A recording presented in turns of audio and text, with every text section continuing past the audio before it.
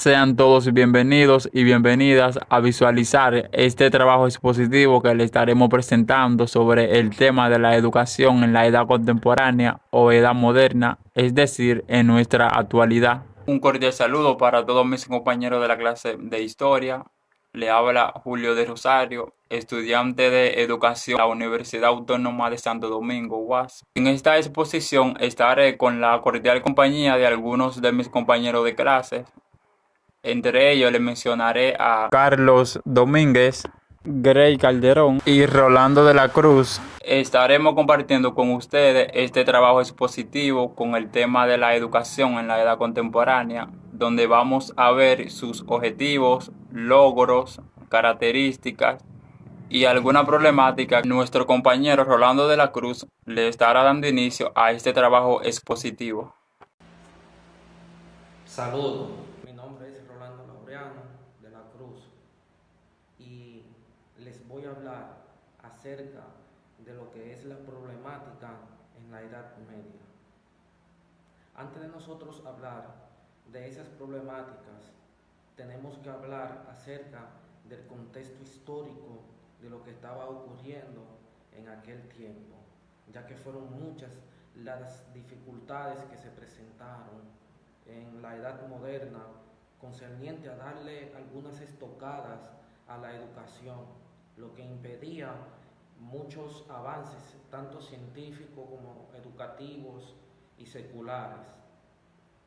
La edad moderna comenzó en el 1453 con la conquista de Constantinopla por el Imperio Turco y finaliza con el génesis de la Revolución Francesa en el 1789.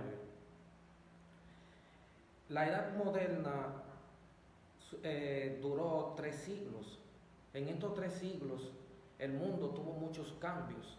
Por ejemplo, América tuvo grandes cambios cuando llegaron los europeos, porque se adueñaron de todo, absolutamente. A los americanos les prohibieron hablar el inglés, le quitaron su cultura, su religión, sus creencias y las transformaron en las de ellos. Sucede que en este intervalo de tiempo, de estos 3 siglos, 300 años, estamos hablando, surgen lo que son las problemáticas ideológicas y se da el problema de que la Iglesia Católica, que era la que monopolizaba la educación en aquel tiempo, se divide. ¿Y qué sucede? Que de la Iglesia Católica salen los protestantes y los cabecillas de la Reforma Protestante son Martín Lutero, Wycliffe, Auriclo Zwinglio, el suizo, el eje de la Reforma Suiza. Surge Pedro Savonarola, Juan Hus, entre otros. ¿Qué sucede? Que en este tiempo, en esta reforma teológica, que la iglesia se divide, los reformadores siguen educando. Tiempo también se desata una persecución y entonces comienza la segregación en contra de Martín Lutero y su gente. Pero Martín Lutero y su gente seguían enseñando en diferentes lugares, en diferentes ciudades. No dejaban la pedagogía, aunque la pedagogía de ambas partes, tanto de la católica como de la protestante, su objetividad era Dios, era la teología, las creencias, y así sucesivamente. ¿Qué sucede? Que en este proceso turbulento de la edad moderna hay un gran problema. El problema que estaba sucediendo era la educación que estaba siendo monopolizada por la Iglesia Católica. Incluso dentro de esta monopolización surgen etapas, la etapa infantil, la cual se le prohibía a los padres, o bueno, no se les prohibía, los padres eran esencial, eran un recurso para la enseñanza de aquel tiempo, pero eran dominados por la Iglesia Católica. Sus pensamientos tenían que ser dirigidos teológicamente, porque la iglesia estaba dominando todo. Los padres eran esencial, eran un recurso para la enseñanza de aquel tiempo, pero eran dominados por la iglesia católica. Sus pensamientos tenían que ser dirigidos teológicamente, porque la iglesia estaba dominando todo en aquel tiempo. Los reyes también estaban empezando a conquistar y hacerse más ricos, recuperando el poder, implantando su cultura y así sucesivamente. Todas esas cosas le dieron un golpe fuerte a la educación. ¿Qué sucede? Que en ese tiempo también surgen materias, o bueno, surge el auge de algunas materias, como es la gramática, que se enseña el latín. Aparte de que se enseña el latín, también el griego, y más para adelante entonces empieza la matemática, el quadrivium, el cual enseña la cosmografía, la astronomía, y así sucesivamente. También en ese tiempo, en esa problemática que estaban surgiendo, surge lo que es surge lo que son las enseñanzas mixtas, porque también el Estado estaba exigiendo eso, pero los gobernantes de aquel tiempo dijeron que no. Precisamente la Iglesia Católica se opuso a eso, que la enseñanza mixta no podía existir para guardar sus valores, tanto morales como espirituales. ¿Y qué sucede? Que las niñas estaban quedando fuera de las enseñanzas, no se estaban educando, absolutamente no se estaban educando, porque habían algunos centros de enseñanza, pero fueron cerrados, ya que el mundo estaba pasando por un proceso terrible de guerra y así sucesivamente. Sucede que también que las niñas no se estaban educando y que la enseñanza mixta estaba siendo muy atacada. Surge que en ese tiempo las aulas no tenían condiciones alguna para enseñar absolutamente ningún tipo de enseñanza, y que la enseñanza en aquel tiempo era violenta, incluso en algunos países también. Ahora le estaré hablando sobre la problemática de la educación contemporánea en lo que se refiere a nuestra actualidad más cercana. Antes de iniciar con el desarrollo de la exposición, es de gran importancia conocer lo que es el período de la edad contemporánea. Como podemos ver, la edad contemporánea es el nombre con el que se designa el periodo histórico comprendido entre la Revolución Francesa y la actualidad.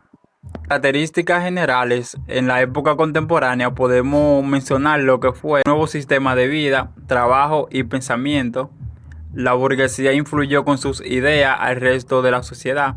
El mejoramiento de las vías de comunicación, la creciente secularización del Estado y de la sociedad. También surgieron los partidos políticos. Por efectos de la pandemia, el impacto del cierre de escuelas ha sido devastador a nivel mundial, afectando así la protección, el aprendizaje y el bienestar de niños, niñas y adolescentes.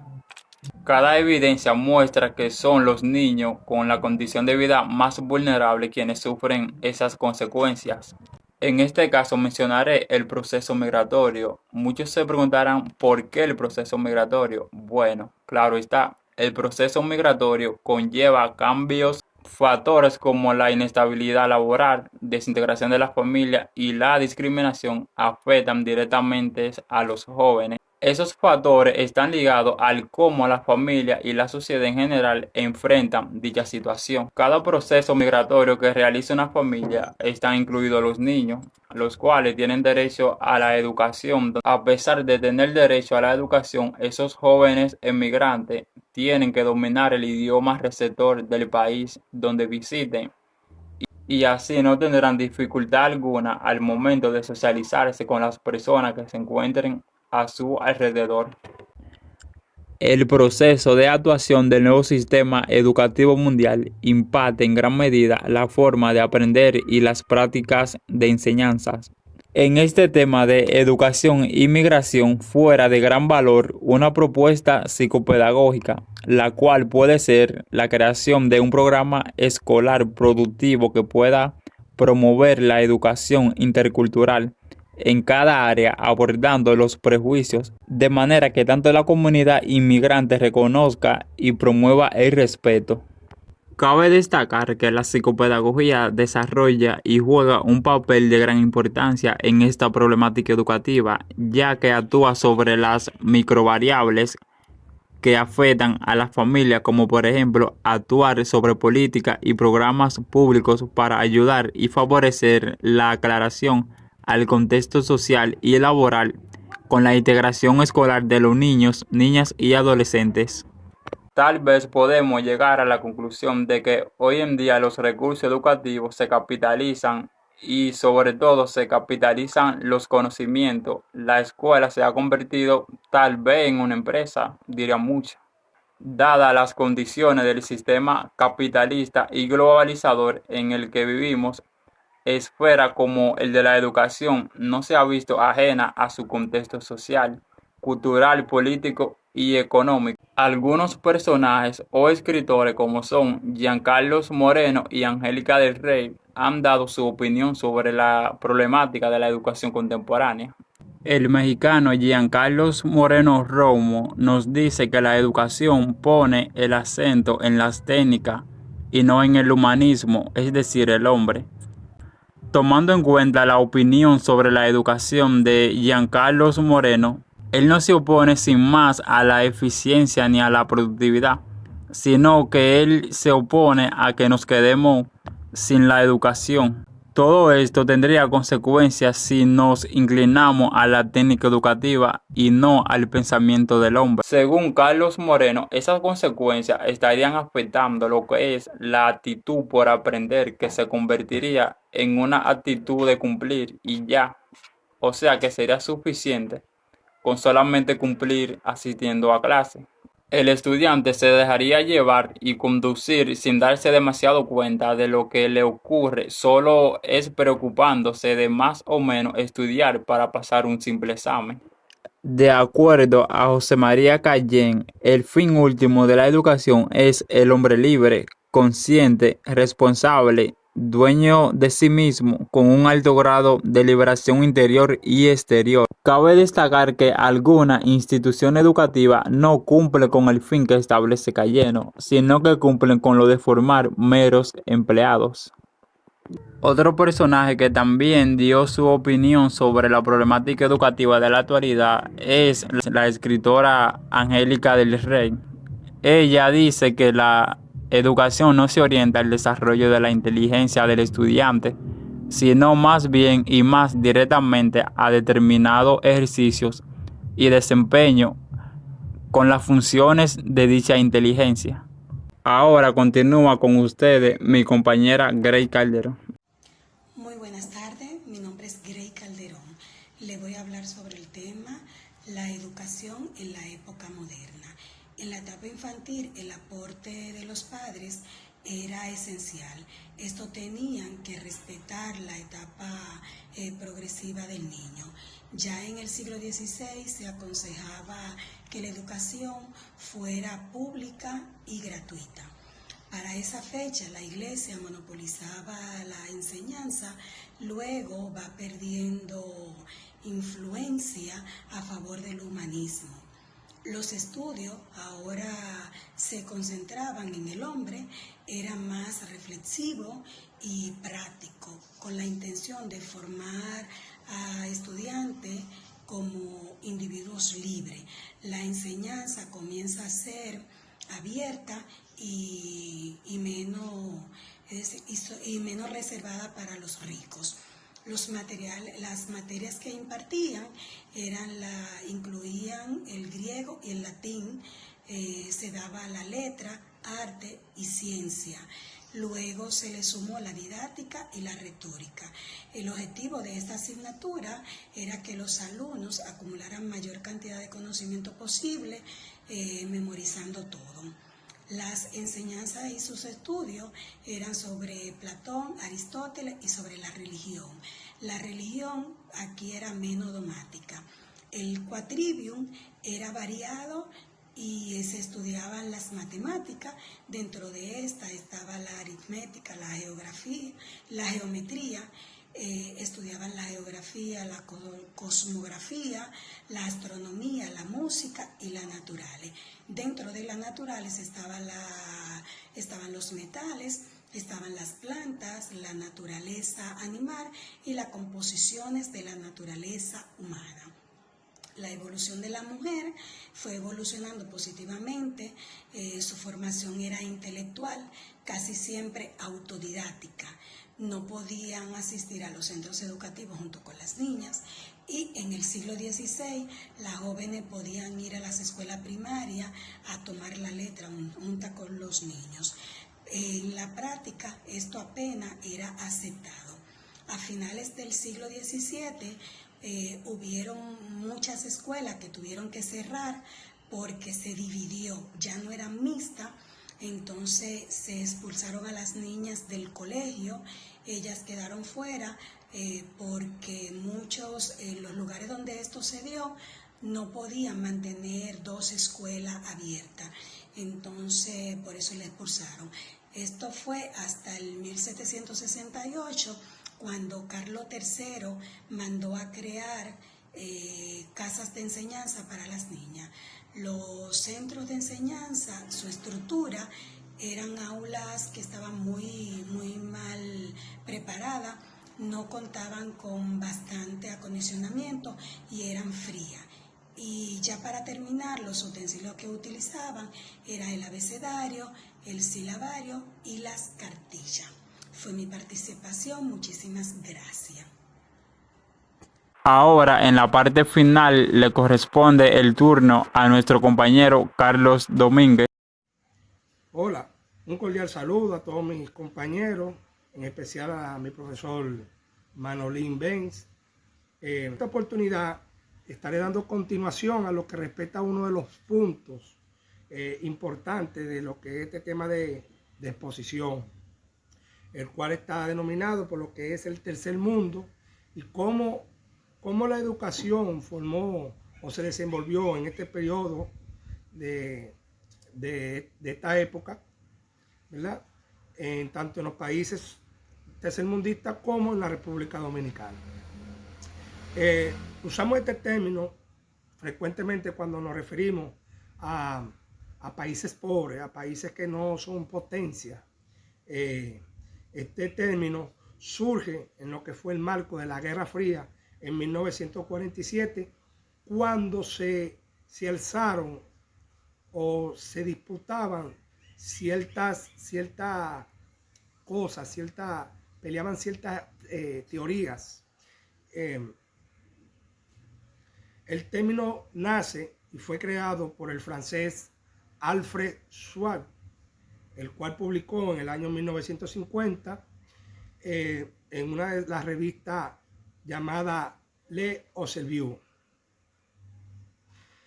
¿En qué consistían estas divisiones?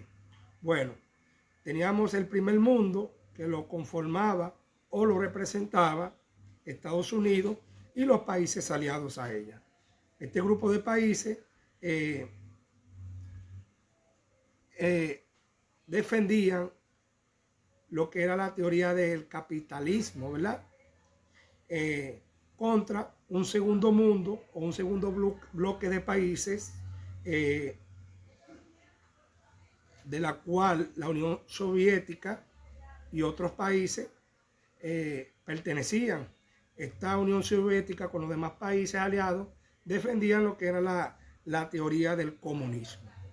En medio de esta confrontación hubieron muchos países que por su pobreza o por su bajo nivel de globalización, por así decirlo, quedaron fuera, y estos países se denominaron como países tercermundistas, la cual fueron representados o han sido representados por África, Asia y América Latina. Estos países por así decirlo, no pertenecían a ninguna alianza, ni se iban a favor del primer mundo, ni tampoco defendían lo que era la teoría comunista del segundo mundo. Es una larga lista que conforman estos países tercermundistas, pero acá le hacemos referencia de lo que, por así decirlo, unos cuantos, en la cual tenemos a Madagascar, a Haití, también tenemos a Camboya, tenemos a Afganistán, tenemos a Panamá, Costa Rica, incluso República Dominicana, Venezuela, Colombia, entre otros. ¿Cómo nos damos cuenta que un país pertenece a este bloque o a este tercer mundo? Bueno, primeramente ellas gozan o se aplican a las siguientes características. La mayoría carecen de un estilo de vida, de un desarrollo humano. También la tecnología y las técnicas de aprendizaje en este medio son escasas. También predomina una alta inflación. No contamos con un sistema educativo apto. Nace lo que es las malas atenciones médicas. También podemos decir que su moneda se devalúa constantemente. Predomina también el AMPA, la delincuencia. Constan con un sistema político y que democrático, pero sumergido en corrupción, que eso lo ayuda a la misma vez a su desventaja de crecimiento, ¿verdad? En economía, la mayoría son países que están incluidos en el sector primario. ¿Cómo en el sector primario? Bueno, este sector es el que exporta su materia prima, más no la elabora. Somos exportadores. ¿Para qué? Para en una negociación de ya esa materia prima negociada, la adquirimos por muy bajas niveles de ganancia. No somos productores, sino exportadores. Entre otros también tenemos, ya hablé de la delincuencia, de la baja calidad educativa y entre otros factores que influyen a lo que es el desencalamiento del país o de los países. Nuestro país, vámonos a la República Dominicana, que es uno de los países que conforman esta gran lista de países tercermundistas. Estamos apostando a nuestro crecimiento y desarrollo. ¿En base a qué? En base a la educación. Estamos apostando nuestra carta, ¿verdad? En esperar o afrontar que la educación crezca, que así nosotros quizá en un futuro podamos relacionarlo con aquellos países que se llaman países del primer mundo o países y potencias desarrolladas. La educación dominicana. Bueno, para empezar esta breve historia o esta breve reseña, vámonos al comienzo de lo que fue el comienzo de la Guerra Fría, ¿verdad?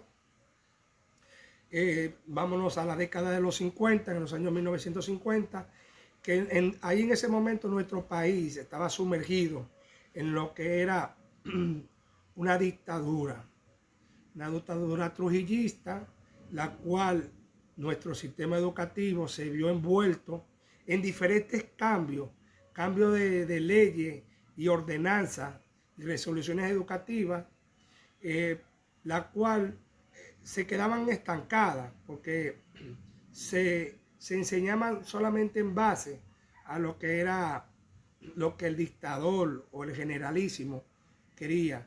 Tenía la educación muy limitada. Entonces, ya a raíz de la muerte de este dictador, de Trujillo, el país hace un gran cambio en la sociedad. hasta aquí. Espero que todo esto, información sea de mucho agrado y mucha importancia para todos ustedes. Hasta luego. Pues ha sido un gran placer haber estado compartiendo con ustedes nuestro trabajo sobre el tema de la educación en la edad contemporánea o edad moderna.